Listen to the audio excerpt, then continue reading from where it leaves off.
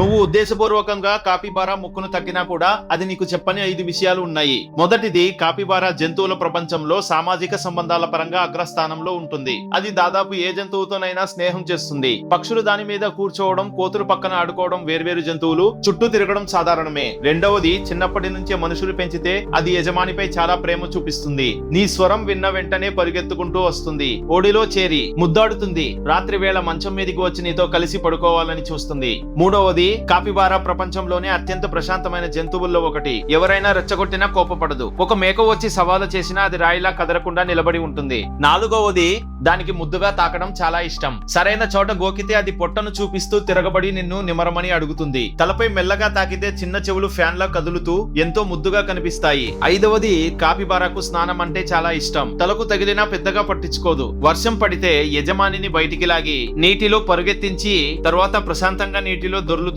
ఆనందిస్తుంది.